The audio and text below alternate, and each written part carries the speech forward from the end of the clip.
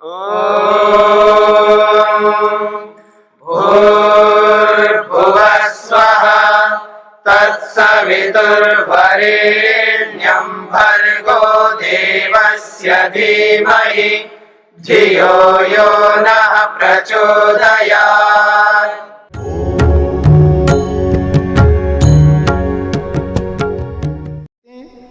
भोक्तृ भावस्य भोग्य पदार्थस्य च, भोक्तृ भाव में और भोग्य पदार्थ में दोष दर्शनात्, दोषों को देखने से ही राग समाप्त होगा। भोक्तृ भावस्य, भोक्तृ भाव क्या है? भोक्तृ भाव का मतलब है आत्मा। भोक्तृ भाव जो है आत्मा का सामर्थ्य है, वो आत्मा ही है भोक्तृ भाव। कैसा है वो आत्मा?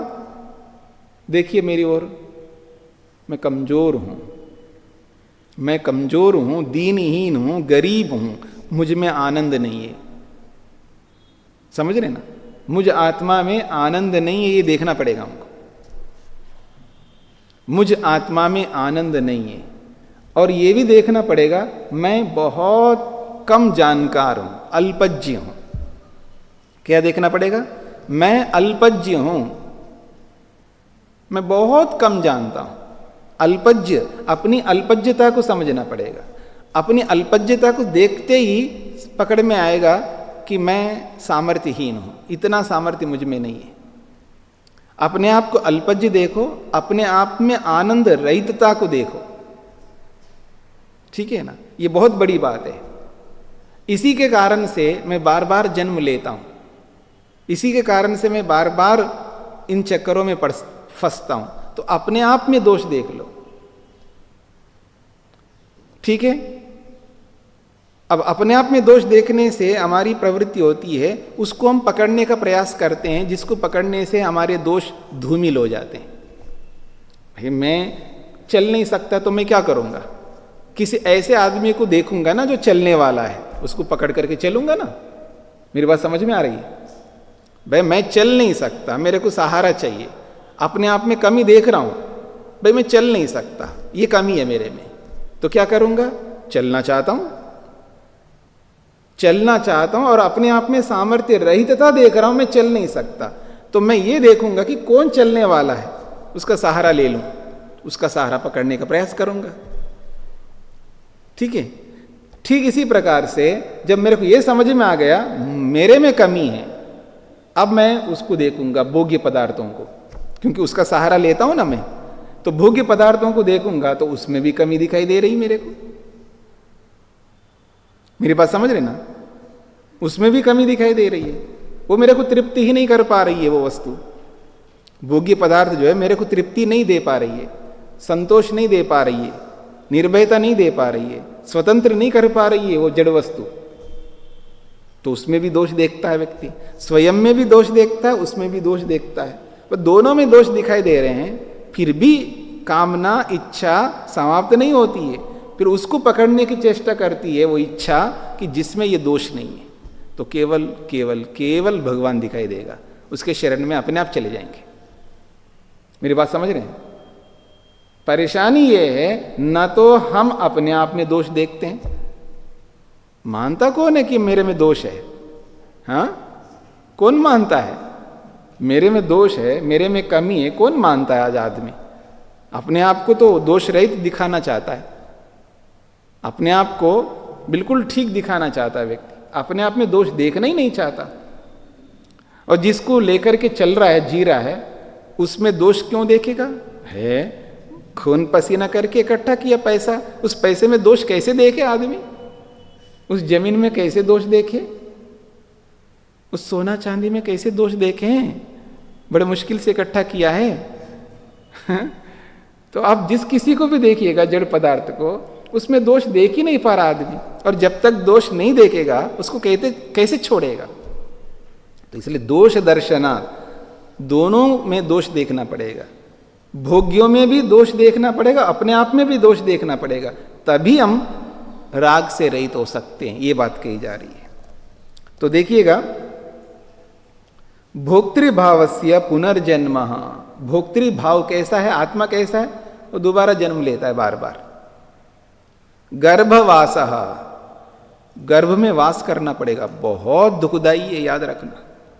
हाँ, हम लोग ये माना करते हैं, माना करते का मतलब ये वास्तविकता है, शास्त्र ये मानता है मृत्यु से इतना दुख नहीं होता है, वो तो एक झटके में हलाल की तरह, ठीक है ना, एक झटके में दुख मिलता है। हाँ, वो मिलने से पहले परेशान हो रहा है वो अलग बात है। भाई मृत्यु होने से पहले तो आदमी परेशान हो रहा है, दुखी हो रहा है, उसको दर्द हो रहा है, मतलब दर्द का मतलब वैसे कोई दर्द नहीं होता है, वो अविद्या के कारण से दुखी हो रहा है। लेकिन मृत्यु के समय जब मृत्यु हो रहा हो, व्यक्ति का मृत्यु हो रही है, उस काल में बस थोड़ी देर के लिए होती है। मृत्यु जो होती है ना, वो थोड़ी देर के लिए होती है, वो तो झटके में हो जाता है। वो जो दुख है वो इतना बड़ा दुख नहीं है जितना बड़ा गर्भवास में, गर्भ में रहने में होता है। वो तो 9 महीने रहना पड़ता है। हाँ, 9 महीने, हाँ याद रखना। ये तो मृत्यु तो एक झटके में हो रही है, मृत्यु तो एक झटके में हो रही है। लेकिन गर्भ में रहता है ना आदमी, हाँ, वो झिल्ली में लिपटा हुआ रहता है ना आदमी, 9 महीने तक रहता है ना, भयंकर दुख होता है वहां पर। गर्भवास का जो दुख है वो बहुत भयंकर दुख माना है, उसको मृत्यु से भी बड़ा दुख माना है। ये बात उसी को समझ में आती है जो शास्त्रों को पढ़ता है, शास्त्रों को जानता है, विद्या कुछ समझता है, उसको पकड़ में आता है। तो गर्भ में रहता हुआ व्यक्ति बहुत दुख पाता है। तो यही कह रहे हैं गर्भवास, गर्भ में वास करना पड़ेगा। गर्भ में वास कोई नहीं कर, जैसे जेल, हाँ जी, आप सबको जेल में ले चले, मतलब सेंट्रल जेल में रख देते हैं आप सबको, क्या दिक्कत है? पसंद करता है कोई आदमी जेल में जाना? कोई नहीं पसंद करता है। और इतना ही नहीं है, ये कह दिया जाए आपको सारी सुविधाएं देंगे वहां जेल में, जीवन भर वहीं रहना है, वहां उससे बाहर नहीं निकलना। आपको बढ़िया बढ़िया पकवान खिलाएंगे, बड़े बड़े बढ़िया बढ़िया वस्त्र, सोना चांदी से बड़ा प्यार करते हो ना, वो सब दे देंगे। लेकिन शर्त यह है कि आपको पहने हुए को, आपके सोना चांदी को पहन तो लोगे, लेकिन आपके पहने हुए को कोई नहीं देखेगा। समझ रहे ना? जितना सोना चांदी चाहते हो ना सब दे देंगे, पहन लेना, पूरे शरीर को ढक लेना सोना चांदी से, लेकिन शर्त यह कि आपको दूसरा कोई देख नहीं सकता। ठीक है ना? सब कुछ दे देंगे पर रखेंगे आपको जेल में। पसंद करेगा कोई जेल में रहना? ये ऐसा ही जेल है गर्भवास, गर्भ में रहना, भयंकर दुख होता है वहां पर। ये देखता है अपने आप को। हाँ जी, ये स्वामी जी शास्त्र में तो है शब्द ज्ञान से तो, लेकिन ये जैसे गर्भ में जो दुख होता है, हाँ, उसकी अनुभूति बाद में लंबे समय तक याद नहीं रहती कि वो दुख हुआ। तो गर्भ में हुआ था दुख, वो तो शास्त्र से तो पता लग रहा है, वैसे आत्मा को पता नहीं लग रहा। नहीं पता अब नहीं लग रहा कि भाई इतना दुख हुआ था गर्भ में। चिकने गड़े को पता नहीं लगता। जो चिकना गड़ा हो जाता ना आदमी, हाँ, उसको पता नहीं लगता है। विवेकी व्यक्ति को पता लगता है। मतलब ऐसा होता है ना, पता लगना ना लगना ये निर्भर करता है हमारे स्तर पर। पता तो सब लग रहा है, देखो इसका हाथ कट गया, परेशान हो रहा है, दुखी हो रहा है, पता तो लग रहा है। नहीं, मैं खुद हाथ कटवाना चाहता हूं, अब कटवा लो भाई। जब सामने वाले ने हाथ कटवा लिया, दुखी हो रहा है, परेशान हो रहा है, रो रहा है, उसको समझ में नहीं आता दूसरे को, पता तो लग रहा है, लेकिन वो कहता नहीं मैं खुद हाथ कटवाना चाहता हूं, तो कटवा लो भाई। वही वाली स्थिति है। पता तो सब लगता है, लेकिन चिकने घड़े को कुछ नहीं समझ में आता है। वो राग से इतना अभिभूत है, उसको कैसे पता लगेगा? हर आदमी को थोड़ा पता लगता है। यही कहना चाह रहे हैं, आगे और पढ़िए, पता लग जाएगा आपको क्यों नहीं पता लगता है। उसके पीछे कारण बताए जा रहे हैं ना। मैं हंसा इसलिए रहा हूं, गंभीर होकर के बोलूंगा तो आपको थोड़ा दुख लगेगा। हाँ, नहीं बोल सकते, यही तो समस्या है। हंस करके हंसी हंसी में आपको वो घुट्टी पिला रहा हूं मैं। नहीं तो मुश्किल होता है, आदमी पचा नहीं सकता। किसी को बोला जाए कि आप ऐसे हो, ठीक है ना, आप ऐसे हो, उसको ये जताया जाए ना, अहंकार इतना परेशान करता है ना व्यक्ति को, बहुत परेशान करता है। इसलिए हम लोग थोड़ा ऐसी बातों को हंसा करके बता देते हैं। समझ रहे मेरी बात को? नहीं तो आदमी बहुत परेशान होता है। उसको मैं ये कहूँ किसी भी आदमी को कि आप बहुत भयंकर राग में फंसे हुए हो तो बड़ा कष्ट होगा उसको, तो हम ऐसा ना बोल करके उसको ऐसा बोल देते हैं जैसा बता रहा हूँ मैं अभी, ठीक है ना। तो पता तो सबको लगता है, लेकिन उसको मतलब इतना स्मूथ बन चुका है, इतना चिकना बन चुका है, उसके ऊपर ठहरती नहीं वो बात, फिसल जाती है, वहां से हट जाती है, दूर हो जाती है। अपने आप कितना चिकना बना के रखा है ना आदमी ने, ठीक है। हाँ, मतलब चिकना इतना ला रखा है अपने ऊपर, वो उसके ऊपर कोई बात ठहरती नहीं है, तुरंत फिसल जाती है वहां से। चिकने घड़े जो होते हैं ना, बहुत मुश्किल होता है वहां पर कोई बात रह जाए, ठीक है जी। चले हम आगे। तो ये कह रहे हैं भोग्य पदार्थस्य, एक तो हो गया पुनर्जन्म होता है, गर्भवास होता है, मरण त्रासः, मृत्यु का भी होता है, भिन्न भिन्न योनि प्रवेशः, और अलग अलग योनियों में जाना पड़ता है। देखिएगा, समझने का प्रयत्न करो तो समझ में आ जाएगा, नहीं तो कुछ नहीं समझ में आएगा। इतनी योनियां हैं, सब में आत्मा है, ठीक है ना। इतनी योनियां हैं, सब में आत्मा है। आखिर वो भी आत्मा है, हम जैसी आत्मा है, जैसे हम है वैसे वो हैं। तो ये क्यों नहीं समझ में आता है हमको? इतनी सारी योनियों में जाना पड़ेगा मेरे को, और इतनी सारी योनियों में जाके आ चुका हूं पता नहीं कितने बार। इतनी सारी योनियों में जाके आ चुका हूं, फिर दोबारा जाना पड़ेगा, फिर क्रम लगा हुआ है, फिर बारी आने वाली है। याद रखना, हम सबकी बारी आने वाली है इन सारी योनियों में जाने का। और ऐसी ऐसी योनियां हैं, उसको देखने से पता लगता है कि बाप रे, कभी भूल से भी ऐसी योनि में नहीं जाऊं। पर वो विवेक उत्पन्न करना पड़ेगा। चिकने घड़े बन करके रहेंगे तो कुछ नहीं समझ में आएगा, लेकिन इन सबको समझना पड़ेगा। यही तो अनुमान है, यही तो अनुमान है हमको करना है। इस अनुमान ज्ञान से हमको बहुत आगे बढ़ना पड़ता है। इन सबको सुनकर के जान करके भय उत्पन्न करना पड़ता है। जब तक डरेंगे नहीं ना हम, तब तक हम वहां से हटेंगे नहीं। याद रखना, हमें डर ही नहीं लग रहा है। इतने ढीठ बन चुके हैं ना हम लोग, हमको डर नहीं लग रहा है। और जिस दिन डरने लग जाएंगे ना, वहां से भाग जाएंगे हम। पकड़ में आ रहे ना, वहां से भाग जाएंगे, रहेंगे नहीं वहां पर। इसलिए विवेक उत्पन्न करना जो है वो डर से, भय से उत्पन्न होता है। विवेक वैसे उत्पन्न नहीं होता। डर भय जो है वो जितना ज्यादा भय उत्पन्न होगा ना, उतना जल्दी विवेक उत्पन्न होता है। हमें भय ही उत्पन्न नहीं हो रहा है, हमारे में वो डर है ही नहीं है। राग ने इतना दबा रखा है कि हमको भय समझ में नहीं आ रहा है। जैसे ही राग बाहर होने लगता है ना, तो डर सामने आने लगता है। और जैसे जैसे डर सामने दिखाई देने लगता है ना, फिर देखना आदमी एकदम विवेक की ओर दौड़ने लगेगा। ये वाली बात है। तो कहते हैं भोग्य पदार्थस्य, जो भोग्य पदार्थ है, परिणति ही, अर्थात विकारित्वम, वो विकारी है, विकार को प्राप्त होता है। जो भी भोग्य पदार्थ है वो विकार को प्राप्त होता है। जैसा है वैसा कभी नहीं रह सकता। जिस भोग्य पदार्थ को हम देखते हैं वो हमेशा वैसा कभी नहीं रह सकता, उसमें कमी आती है। कमी तो आती ही है। कोई ऐसा पदार्थ आप दिखाइए जिसमें कोई कमी नहीं आती हो। सोना चांदी में कमी नहीं आती है क्या? घट जाता है। 10 तोला लिया था, हमेशा 10 तोला नहीं रहेगा वो। ये अलग बात है, आप पहनते नहीं है, एक अलग बात है। आपने बैंक में रख दिया तो 10 के 10 वापस मिल जाएंगे, वो एक अलग बात है। लेकिन उसका प्रयोग करो ना, फिर देखना घट जाता है, कम हो जाता है। होता नहीं होता है? होता ही है।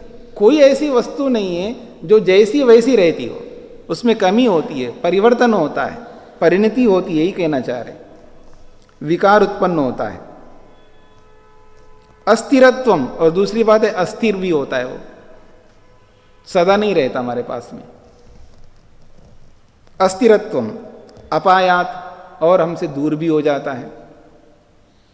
हमसे दूर भी होता है, और जब दूर होता है तो क्या पैदा होता है? शोक, शोक प्राप्ति ही, शोक होने लगता है।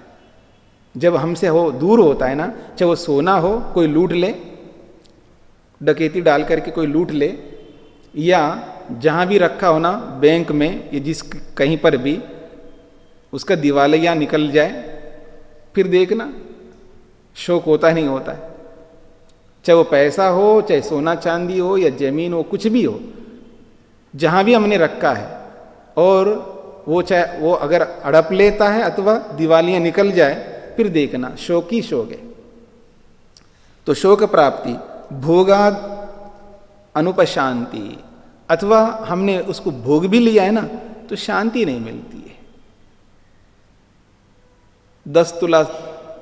10 तुला सोना है, अलग अलग बना के रख के पहन लो, 1 दिन 2 दिन 3 दिन 5 दिन रोज पहन लेना, शांति नहीं मिलती है, तृप्ति नहीं मिलती है। मिलती हो तो बता दो, अगर मिलती हो तो फिर दूसरी की इच्छा क्यों रखते हो आप? ये तो पहनती हूँ मैं रोज, लेकिन ये पहनना चाहती हूँ जो अभी नहीं पहना है अभी तक, वो चाहिए, वो नेकलेस चाहिए, वो कुंडल चाहिए, वो चूड़ियाँ चाहिए, वो ऐसा चाहिए वैसे चाहिए। आदमी को शांति नहीं मिलती, वो भी मिल जाए ना तो भी नहीं मिलेगी।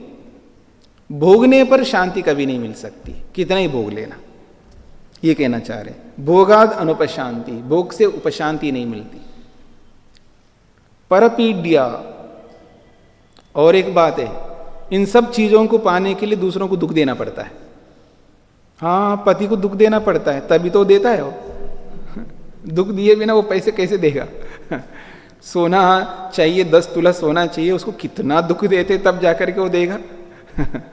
ठीक है, मतलब बिना दुख दिए तो कोई भी भोग्य वस्तु नहीं मिल सकती। या तो पति को दुख देंगे, या किसी और प्राणी को दुख देंगे, किसी और व्यक्ति को दुख देंगे, दुख तो देना पड़ेगा। न अनुपहत्या भोगानी, भूतों को दुख दिए बिना कोई भी भोग प्राप्त नहीं हो सकता, कुछ ना कुछ तो दुख देना पड़ता है आपको। ठीक है जी, तो यही कहना चाह रहे हैं, परपीड्या, दूसरों को दुख देना पड़ता है भोगों को पाने के लिए। एतादृशानाम दोषानाम दर्शनात्, इस प्रकार के दोषों को देखने से भवती राग शांति, तब राग दूर होने लगता है। तत्र दोष भावनायाम रोगो रागो निवर्तते, तत्र दोष भावना, उनमें दोष की भावना करने से, दोष भावनया, दोष की भावना के कारण से राग निवर्तते, राग हट जाता है। उक्तम च, कहा भी यह किसी महापुरुष ने, क्या कहा है? न जातु कामा कामानाम उपभोगे न शाम्यति, ये कभी संभव नहीं है। न जातु का मतलब है कभी ऐसा संभव नहीं है, क्या? कामानाम उपभोगे न कामा उपशाम्यति, कामनाओं को भोगने से कामनाएं दूर होती हो, ऐसा कभी नहीं हो सकता। हविषा कृष्ण वर्त्मा इव, जैसे कृष्ण वर्त्मा, अग्नि में हवि डालने से, कृष्ण वर्त्मा कहते हैं अग्नि, अग्नि में हवि डालने से अग्नि और बढ़ जाती है, अग्नि कम नहीं होती है। इसलिए कह रहे हैं भूय एव अभिवर्धते, वो और अधिक बढ़ जाती है। अग्नि को शांत करना चाहते हो और अग्नि में घी डाल रहे हो, ये तो उल्टा हो रहा है। अग्नि को शांत करना चाहते हो और अग्नि में घी डाल रहे हो। ये आज की भाषा में बोलूं लोगों को, अग्नि को बुझाना चाहते हो तो पेट्रोल क्यों डाल रहे हो उसमें, डीजल क्यों डाल रहे हो, केरोसिन क्यों डाल रहे हो? अग्नि को शांत करना चाहते हो तो आपको ज्वलनशील पदार्थों को नहीं डालना है। एक ओर से ज्वलनशील पदार्थ डाल रहे हो और उसको बुझाना चाह रहे हो। यही स्थिति हमारी, हम राग को समाप्त करना चाह रहे हैं और डाल क्या रहे हैं? राग ही डाल रहे हैं उसमें, अभिकांक्षाएं अभिलाषाएं डाल रहे हैं, तमन्नाएं डाल रहे हैं उसमें। ठीक है जी, राग को राग से दूर नहीं कर सकते, राग को दोष से दूर कर सकते हो। ठीक है ना, या ये कहूं राग को द्वेष से दूर कर सकते हो। द्वेष को दूर करना चाहते हो तो राग चाहिए, राग को दूर करना चाहते हो तो द्वेष चाहिए। पीछे पढ़े थे ना अपने दूसरे अध्याय में, याद आ रहा है आप लोगों को? बता सकते हैं आप में? राग विरागयोर योगः सृष्टि, राग विरागयोर योगः सृष्टि एक सूत्र है, आपने पढ़ा होगा। अगर राग बढ़ने लगे तो क्या करो? उसमें दोष देखने लग जाओ। किसी में राग बढ़ने लग जाए तो उसमें दोष देखने लग जाओ, तो राग समाप्त हो जाएगा। और किसी में दोष ही दोष देखने लग जाओ तो भी समस्या है, मुसीबत है,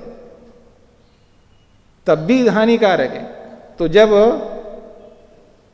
द्वेष दिखाई दे रहा हो ना कहीं, उसमें द्वेष बहुत बढ़ता जा रहा है किसी में, तो उसमें गुणों को देखने लग जाओ तो द्वेष हटने लग जाएगा।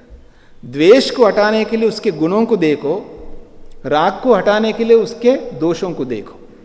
यह है राग विराग योर सृष्टि, उसका ये तात्पर्य है। यही बात यहां पर कही जा रही है। तो हविषा कृष्ण वर्तमा इव भूय एव अभिवर्धते, जैसे अग्नि में हवि डालने से, घी डालने से भूय एव अभिवर्धते, और अग्नि बढ़ती है, कम नहीं हो सकती है। विषयानाम अर्जन रक्षण क्षय संग हिंसा दोष दर्शनात् अस्वीकरणम, विषयों में अर्जन दोष है, रक्षण दोष भी है, और उनका विनाश होने का भी प्रसंग आता है, और उनका उपभोग करेंगे तो संग दोष आता है, और हिंसा दोष के कारण से, इन 5 प्रकार के दोषों के कारण से व्यक्ति उनसे दूर होता है। इसलिए कह रहे हैं दोष दर्शनाद, इसमें ये 5 प्रकार के दोषों को देखने से अस्वीकरणम, फिर उनको ग्रहण करना नहीं चाहता। जिसको मैं ग्रहण करना चाह रहा हूं उसमें 5 प्रकार के दोष हैं, तो 5 प्रकार के दोषों को देख करके वो क्यों पकड़ेगा? वो जिसमें दोष ना हो उसको पकड़े, यही विवेक है, यही बुद्धिमत्ता है। सूत्रार्थ,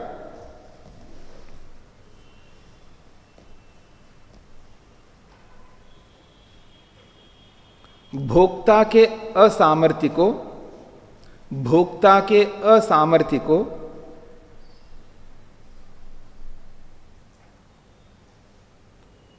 भोक्ता के असामर्थ्य को यानी अल्पज्यता को,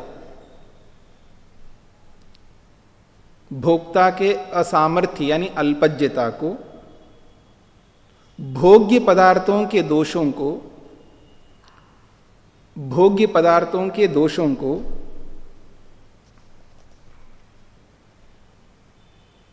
देखने से राग दूर होता है।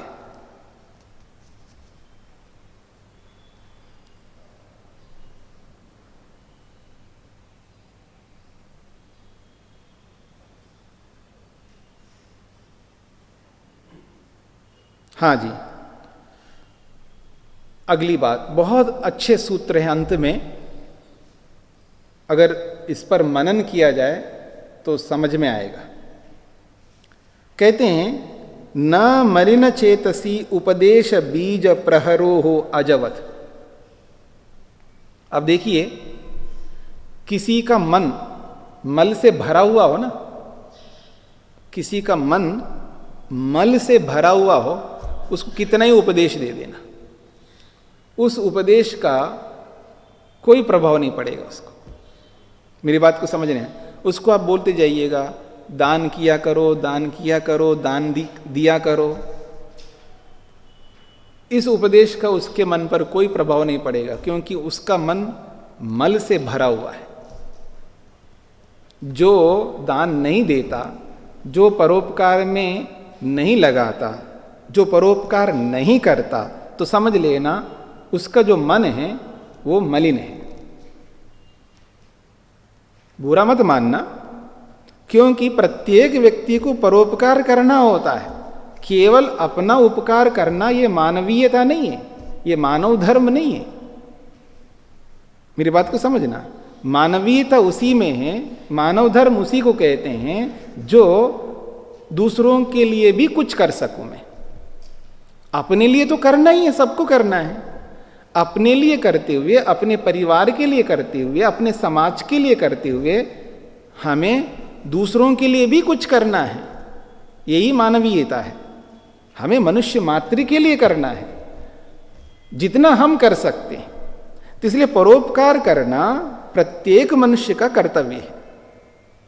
तो दान के माध्यम से परोपकार होता है, सेवा के माध्यम से परोपकार होता है, अन्नदान होता है, वस्त्र दान होता है, अलग अलग प्रकार के दान होते हैं, विद्या दान होता है। जो सामर्थ्य हमारे पास में है, जिस का सामर्थ्य हमारे जीवन में है, उस सामर्थ्य का उपकार में लगाना हमारा परम कर्तव्य है। और जो उपकार ही नहीं करता, इसका मतलब सीधा ही है उसका मन मल से भरा हुआ है।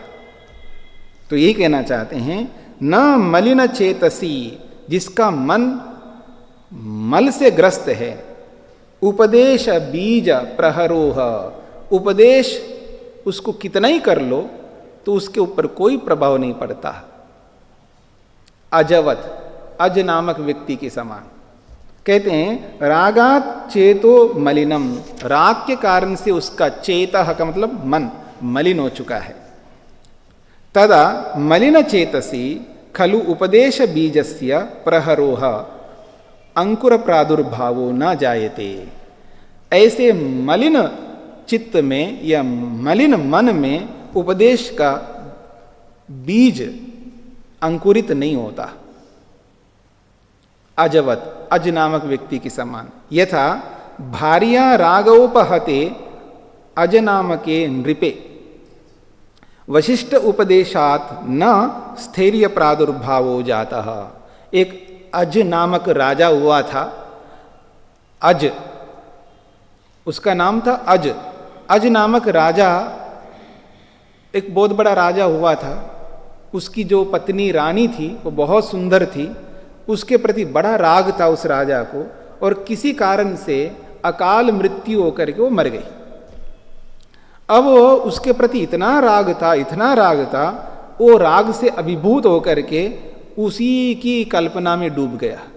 राजबाट सब छोड़ दिया, यानी राज्य के प्रति जो दायित्व था उसका, उन सबको भुला दिया है और उसी के चिंतन में डूब गया।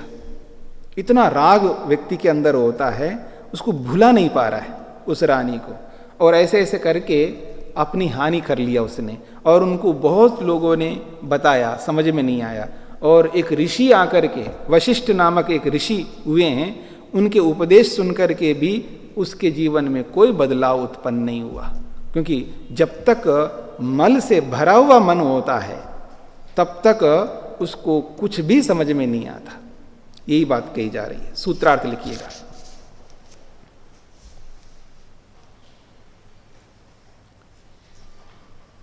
काम क्रोध लोभ रूपी मल से, काम क्रोध लोभ रूपी मल से, काम क्रोध लोभ रूपी मल से युक्त मन में या व्यक्ति में, काम क्रोध लोभ रूपी मल से युक्त मन में या व्यक्ति में उपदेश का बीज अंकुरित नहीं होता। उपदेश रूपी बीज अंकुरित नहीं होता, अज नामक राजा के समान।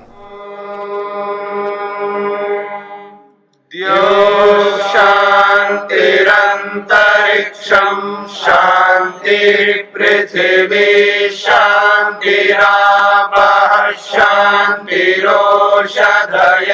शांतिः वनस्पतयः शांतिर्विश्वे देवाः शांतिर्ब्रह्म शांति सर्वं शांति शांतिरेव शांति क्षमा शांतिरेधि। ओम शांति शांति शांति